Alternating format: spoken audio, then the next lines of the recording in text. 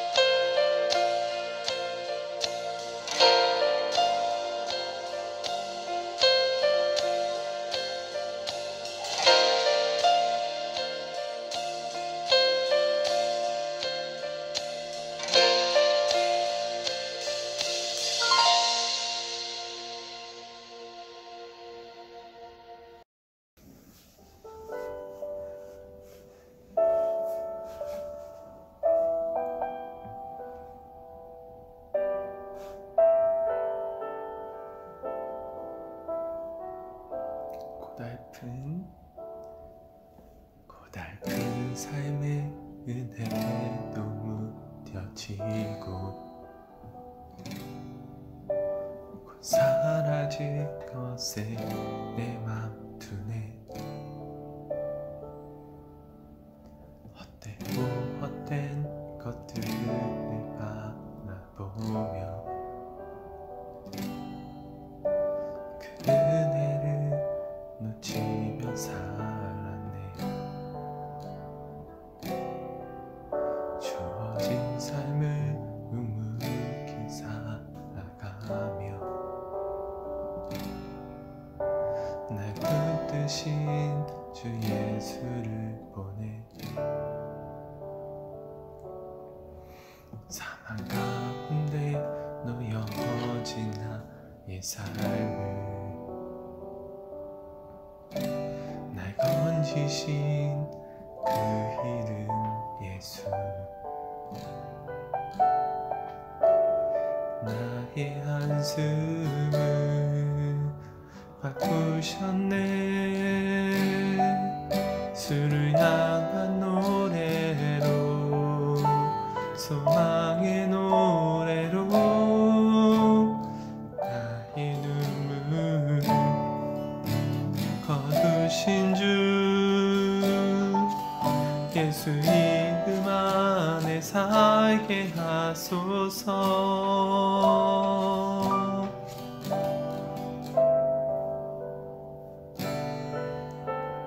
주어진 삶을 묵묵히 살아가며 날 붙드신 주 예수를 보내. 사망 가운데 놓여진 나의 삶 날 건지신 그 이름 예수. 나의 한숨을 바꾸셨네. 주를 향한 노래로, 소망의 노래로 나의 눈물을 거두신 주 예수 이름 안에 살게 하소서. 나의 한숨을 바꾸셨네. 주를 향한 노래로, 소망의 노래로 나의 눈물을 거두신 주 예수 이름 안에 살게 하소서.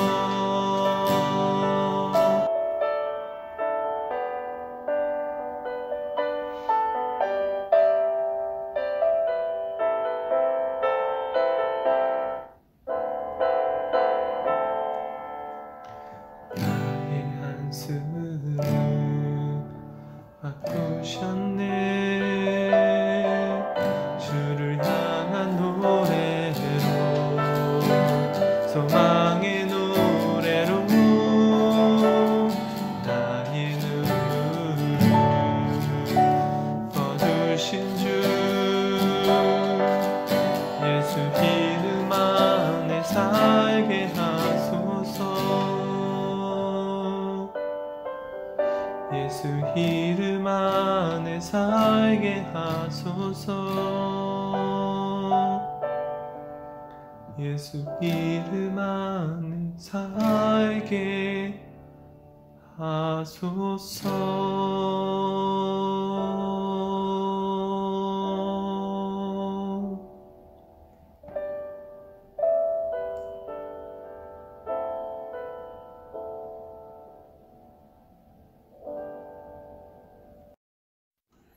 기도드리시겠습니다. 하나님 아버지 감사드립니다. 오늘 우리 예담교회 중고등부 학생들이 하나님께 예배드릴 수 있도록 허락하여 주신 것을 감사드립니다. 하나님 아버지, 드디어 이제 다음 주부터 현장 예배가 시작됩니다. 당신께서 이 현장 예배 가운데 함께해 주셔서 우리 중고등부 학생들이 하나님의 마음을 더 잘 알아갈 수 있는 예배가 될 수 있도록 도와주시옵소서. 지금 현재 2년의 시간 동안 지속적으로 교회에 나오지 못하고 있는 학생들이 있었습니다.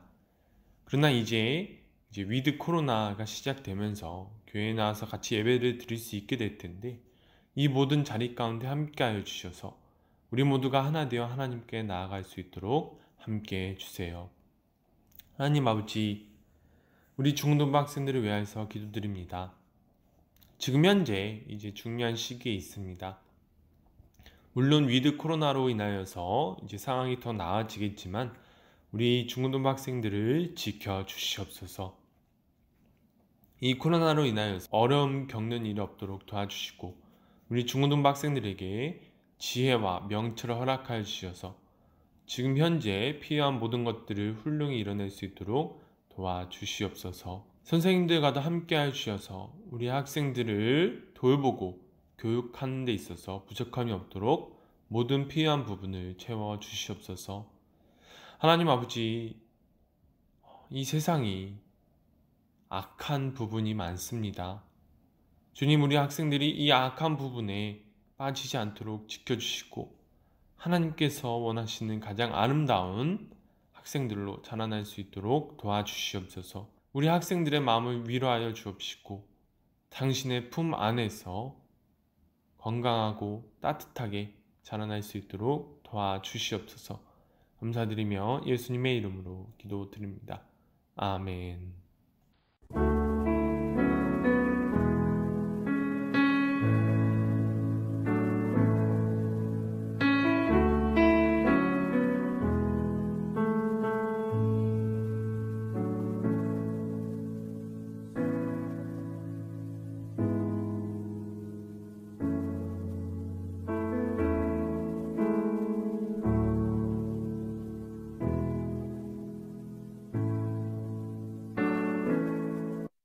오늘 하나님께서 주신 말씀은 마태복음 8장 21절에서 22절 두 절만 읽도록 하겠습니다.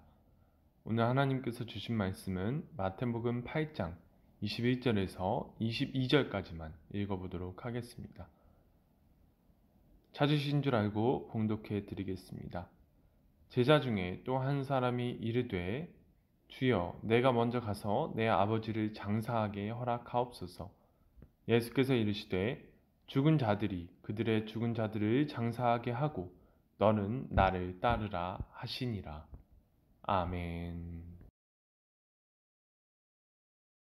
안녕하세요. 예담교회 중고등부 여러분, 오늘 말씀을 들으러 오신 여러분을 환영합니다. 여러분, 오늘은 이제 지난 이제 10월 29일에 있었던 할로윈 데이에 대해서 이 할로윈 데이가 어떤 날이고 성경적 관점에서 보면 이 할로윈 데이를 우리가 어떻게 바라봐야 될지 알아보는 시간을 가져보려고 합니다. 여러분, 우리가 할로윈 데이를 이제 그냥 하나의 문화의 일환으로 이제 지키고 그 문화대로 그냥 살아가는 이제 그러한 모습들을 우리가 이제 종종 보일 때가 있는데요. 할로윈 데이의 기원을 알아보고 이 할로윈 데이의 깊숙한 내면에 이제 어떤 가치관을 통하여 이 할로윈이 이루어지는지, 그리고 지금 현재 우리와 무슨 상관이 있는지 그것을 알아보도록 하겠습니다. 여러분, 우선 할로윈 데이의 기원부터 알아보도록 할게요.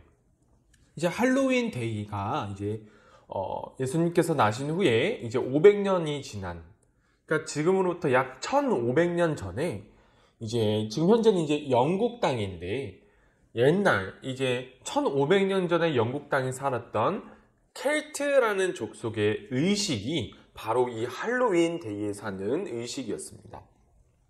이 의식이 어떤 의식이었냐면요, 켈트족이 매년 가을 수확 때마다 했었던 의식이었어요. 이 켈트족이 왜 이런 의식을 했냐면 자신들의 조상, 이미 죽었겠지요. 자신들의 조상이니까 자신들의 조상의 영혼들이 저승으로 가지 못하고 방황하면서 자신들이 이제 가을에 수확을 할 때 가을 수확물에 저주를 내린다고 믿었기 때문입니다. 그래서 이 영혼들을 달래주기 위하여서 음식, 곡식, 술을 준비했고요. 그 다음에 이제 여러분들이 할로윈 데이 이제 생각하면 이제 딱 생각나는 게 있죠. 호박을 안에 이렇게 파고 안에 촛불 같은 걸 이렇게 집어넣고 그 다음에 거기다 사람 얼굴을 새겨서 이제 호박 안에 이제 불빛이 나오게 하는 그런 것도 이제 이 켈트족이 만들었던 것 같아요.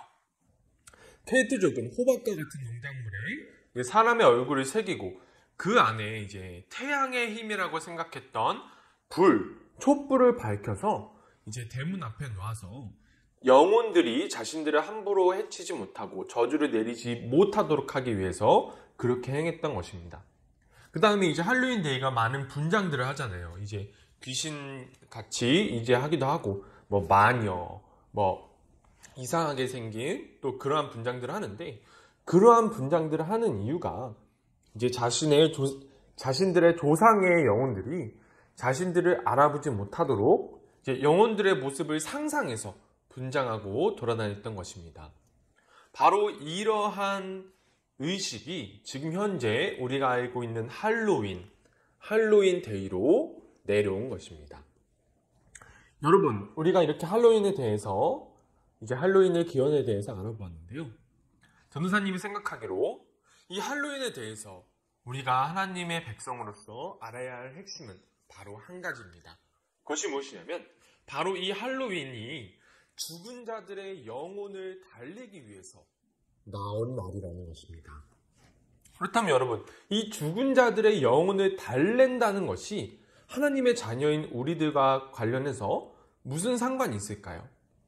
여러분, 오늘 성경 본문 이제 8장 21절, 22절을 우리가 읽어보았는데요. 이 내용이 어떤 내용이냐면 예수님의 제자 중에 한 사람이 자신의 아버지가 돌아가셨지요. 그래서 이제 먼저 가서 아버지의 장례를 치르겠다고 예수님께 말씀드립니다. 여러분, 아버지가 돌아가셨으면 이제 아들로서 마땅히 장례를 치르는 것이 이치에 맞는 일입니다. 그런데 예수님께서 이렇게 말씀하세요. 너는 나를 따라오라. 죽은 자들이 그들 스스로 죽은 자들을 장사 지낼 것이다. 여러분, 우리가 이 장면만 딱 떼놓고 보면 예수님은 아버지를 장사 지내지 못하게 하는 이제 나쁜 분으로 우리가 보이지요. 그런데 예수님께서는 그런 분이 아니십니다. 예수님께서는 성경의 모든 것을 이루시기 위하여서 이 땅에 오셨기 때문에 십계명에 있었던 내 부모님을 공경하라는 말을 없애실 분이 아니십니다. 그렇다면 왜 예수님께서는 제자로 하여금 아버지를 장사 지내는 것을 막으셨던 것일까요? 왜냐하면 그때 바로 이 말씀을 하셨을 때 예수님이 따로 하고 싶으셨던 말씀이 있으셨던 거예요. 그것이 무엇이냐면 아버지에게 불효할 정도로 나만을 따라야 된다, 그렇게 말씀하시는 것이 아니라 죽은 자는 하나님께 맡기고 산 사람은 예수님이 이 땅에서 보여주시는 대로 살아가라고. 죽은 자는 하나님의 손 안에 맡기고 산 자는 예수님을 따르라고, 그것을 말씀하시고 싶으셨다고 전도사님은 생각합니다. 여러분, 이 말씀을 설명하기 위해서 이제 구약의 어떤 한 예를 들 것인데요. 하나님께서 이스라엘 백성들이 출애굽한 후에 이제 많은 명령들을 내리셨죠. 많은 명령들을 내리셨는데 그 중에서도 한 가지 특별한 명령을 하셨습니다. 그것이 무엇이냐면 바로 하나님의 제사장은 시체를 만지지 말라는 것이었습니다. 왜 이것이 특별한 명령이었냐면 이스라엘 백성들은, 제사장을 포함하여 모든 이스라엘 백성들은 제사장이 시체를 만지는 것을 당연시하는 곳에서 400년이나 살아왔기 때문입니다. 여러분, 우리가 이집트 하면 생각나는 것이 있지요. 이제 피라미드가 있고 그다음에 미라가 있지요. 여러분, 피라미드는 어떤 건축물이냐면 고대 이집트의 왕들이 자신들이 죽은 후에 영원히 살 집이라고 생각해서 지은 건축물입니다. 또한 그들은 영혼은 불멸하고 몸에 깃든다고 보았기 때문에 몸을 영구적으로 남길 수 있는 미라를 만들어냈어요. 여러분, 그렇다면 이 고대 이집트에서 이 일들을 시행에 옮긴 사람이 바로 누구일까요? 바로 이집트의 제사장들이 이 모든 일들을 감독하고 실행에 옮겼던 것입니다. 이집트의 제사장은 산 자의 제사장이 아니라 죽은 자의 제사장입니다. 오로지 모든 초점이 죽은 자에게 갔던 거예요. 산 자에게 간 것이 아니라 죽은 자에게 모든 초점이 갔기 때문에 하나님께서는 이스라엘 백성들을 끄집어내셔서 이러한 모든 것들이 잘못된 것임을 밝히시려고 하신 것이었습니다. 그렇다면 여러분, 이렇게 죽은 자를 중시하고 제사 지내는 일이 왜 하나님의 뜻에 어긋나는 것일까요? 왜냐하면 바로 이제 죽은 자는 하나님의 소관일 뿐 산 사람이, 죽은 사람을 위하여 할 수 있는 일은 아무것도 없기 때문입니다. 그리고 이 죽은 자들을 위하여서 산 자들이 행복한 삶을 누리지 못하는 것이 하나님의 뜻이 아니기 때문입니다. 이제 여러분들 중에서 한 학생이 전도사님에게 몇 달 전에 질문을 한 적이 있어요. 예수님을 모르는 우리 조상들, 예수님을 몰랐던 사람들은 예수님을 몰랐는데 천국에 갔나요? 지옥에 갔나요? 이것을 물어본 적이 있었어요. 전도사님이 그때 했던 말씀이 이제 정확하게 답변은 기억이 안 나는데, 지금 현재 그 질문에 대하여서 다시 답변을 하라면 전도사님은 솔직히 이렇게 말씀드리겠습니다. 알 수 없다. 알 수 없다. 오로지 하나님께서 아실 것이다. 그렇게 말씀드릴 수 있을 거예요. 그러나 전도사님은 한 가지만은 확신합니다. 그것이 무엇이냐면 정의로우시고 공의로우신 하나님께서 그분의 뜻에 맞는 정의로운 방법으로 그들을 다루실 것이라는 것입니다. 여러분, 이제 다시 돌아와서 왜 이 죽은 자들을 위한 제사가 잘못된 것임을 여러분들께 말씀드릴게요. 여러분, 우리가 사람이 죽으면 어떻게 된다고 배워왔나요? 성경에서 어떻게 나와 있지요? 여러분, 우리는 사람은 죽음과 동시에 천국 아니면 지옥으로 간다고 알고 있습니다.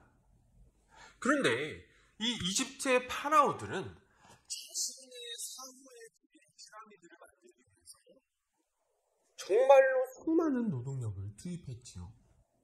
이러한 공사들을 위해서 그들이 착취하고 압제했던 대표적인 민족이 바로 이스라엘 민족이었습니다. 하나님이 보시기에는 아무짝에도 쓸모없는 일로 인하여서 사람이 사람을 압제하는 일을 하나님께서는 보셔야만 했던 것이기 때문입니다. 그래서 하나님께서는 이집트에서 이스라엘 민족을 끄집어내시고 이스라엘로 하여금 제사장을 세울 때 그 제사장이 시체를 만들지 못하게 하셔서 죽은 자의 제사장이 되지 못하게 하셨던 것입니다. 여러분, 그렇다면 이러한 잘못이 옛날에만 있었던 일일까요? 아닙니다. 오늘날에도 많이 등장합니다. 전도사님이 두 가지 예를 들어볼 건데요. 첫 번째는 불교의 49제를 여러분들께 예로 들어드리겠습니다. 여러분, 이 49제란 것이 무엇이냐면 사람이 죽은 후에 불교는 환생을 믿지요. 윤회를 믿기 때문에 50일 후에 환생을 하게 된다고 불교는 믿습니다. 그래서 불교는 49일 동안 7번의 제사를 지내면서 죽은 사람이 이제 환생하게 될 때 좋은 곳에서 태어나게 해달라고 이제 7번의 제사를 지내게 만들지요. 여러분, 이미 우리는 사람이 죽으면 천국 또는 지옥에 간다는 것을 우리는 알고 있습니다. 그런데 예수님이 믿지 않는 사람들 같은 경우에, 불교에 심취한 사람들 같은 경우에는 자신이 7번만 제사를 정말로 정성 들여서 지내면 내가 사랑했던 사람이 좀 더 좋은 곳에서 좀 더 좋은 환경 가운데 다시 태어날 수 있다고 믿게 된다면, 여러분, 그렇게 되면 바로 이 사람이 그 49제에 얼마나 많은 정성을 들일까요? 결국 이 사람은 아무짝에도 쓸모없는 일로 인하여서 고통을 받게 되는 것입니다. 정말로 예를 들어서 돈이 없는 사람이라고 쳐봅시다. 돈이 없어요. 돈이 없는데 이제 어떤 사람이 이제 돈이 없어서 가난하게 살아가는데 부모님이 돌아가셨어요. 이제 부모님 중에 한 분이 돌아가셨는데 부모님도 일평생 동안 가난 가운데 살아가셨다고 이제 예를 들어봅시다. 그런데 불교에서 이렇게 말을 해요. 49제 동안 제사를 정성껏 드리면 이 부모님이 좀 더 좋은 환경에서 좀 더 부유한 환경에서 태어날 수 있을 것입니다. 여러분, 이렇게 말을 했을 때 이 남아있는 산 사람이 자신의 부모가 고생하면서 살아왔는데 이제 좀 더 나은 환경에서 살아갈 수 있다고 그러한 생각이 들면 이 사람이 대충 할까요? 아니면 있는 것도 팔아서라도 그나마 없는 가운데서 있는 거를 팔아서라도 잘 해보려고 할까요? 여러분, 조금의 효심이라도 남아있는 사람이라면 있는 것도 팔아서 49제를 정성껏 드리려고 할 것입니다. 여러분, 이러한 이제 불교의 49제는 죽은 사람이 실제로는 천국 또는 지옥에 가 있는데 산 사람이 죽은 사람으로 인하여서 고통을 받는 첫 번째 예라고 볼 수 있습니다.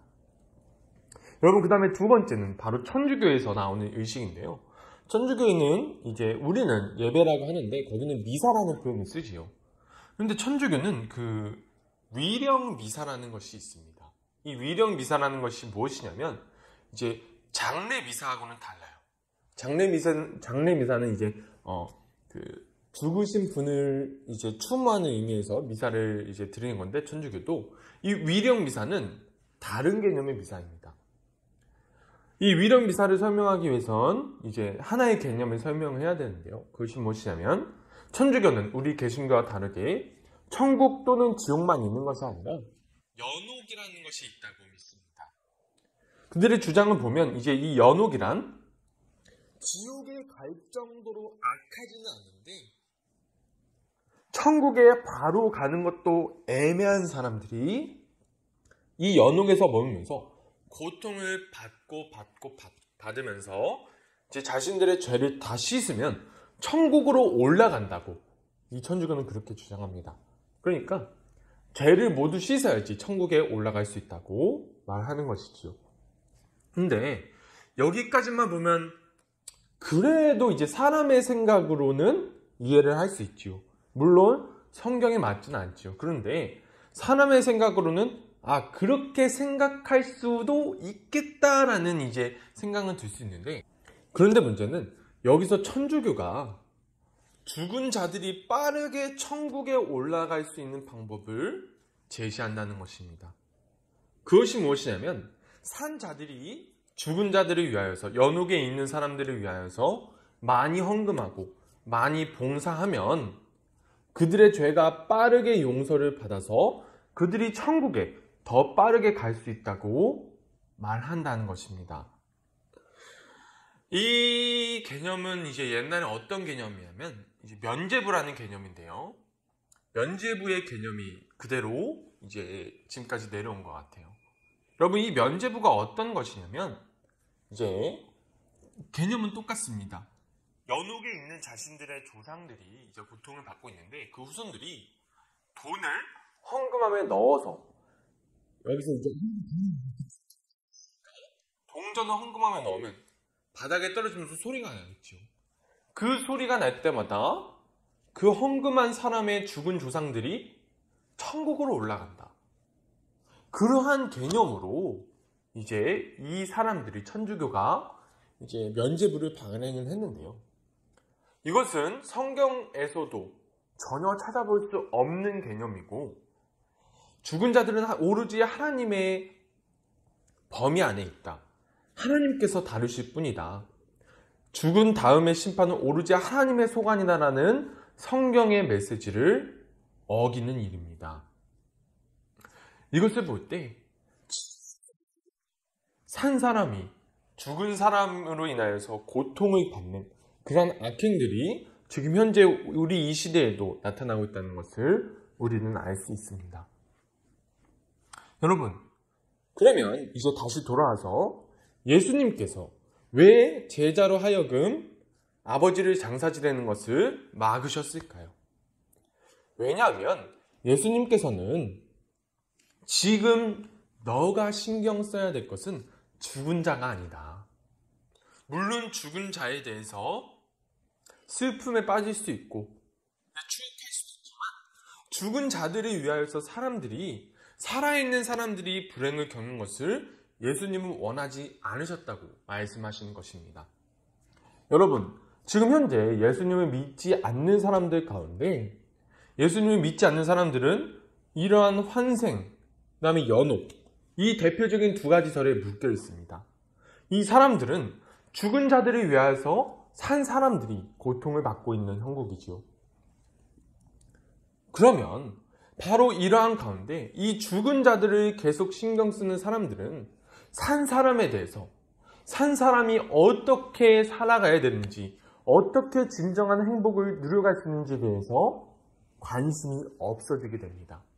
그리고 이러한 관심이, 죽은 자들에게 향했던 관심은 자연스럽게 복을 원하는, 조상들이 자신들에게 복을 준다는 그러한 개념으로 발전이 되어서 계속 죽은 자들에게만 잘하는 그러한 잘못된 악행이 펼쳐지는 것이지요.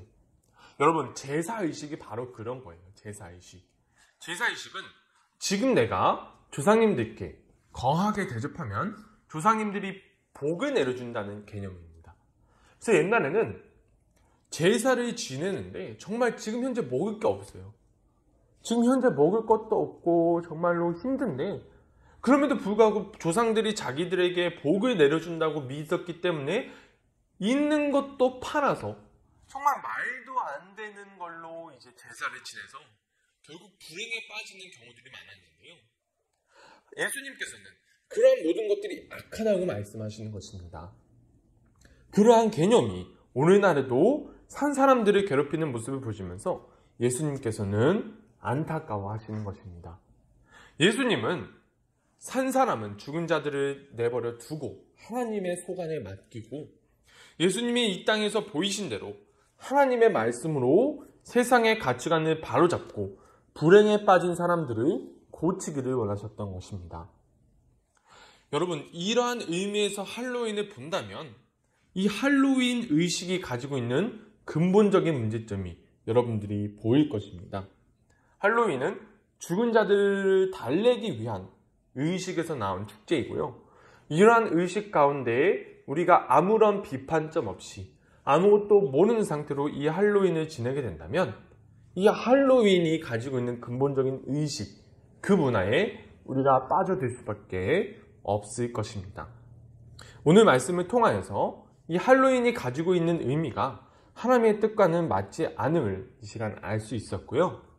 이제 말씀을 들으신 여러분들이 이 할로윈에 대해서 어떤 시각을 가지고 대해야 될지 판단할 수 있는 여러분들이 되었으면 좋겠습니다. 여러분 지금까지 설교 들어주셔서 감사하고요. 전도사님이 기도드리도록 하겠습니다. 하나님 아버지 감사드립니다. 오늘 할로윈의 의미에 대해서 알아보게 되었습니다. 하나님 아버지, 할로윈은 죽은 자들을 달래기 위한 의식이었습니다. 죽은 자들을 달래기 위하여서 산자들이 자신들이 가지고 있던 것들을 내놓고 또 죽은 자들을 달래기 위하여서 이제 귀신 분장을 하고 그다음에 음식과 술 그런 것들을 베푸는 하나의 의식이었습니다. 하나님 아버지, 우리 학생들이 그냥 하나의 문화이고 하나의 그냥 축제와 같은 날이라고 이 할로윈 데이를 생각하지 않게 하시고 하나님께서 생각하셨던 죽은 자의 하나님이 아닌 산자의 하나님임을 우리가 기억할 수 있었으면 좋겠습니다.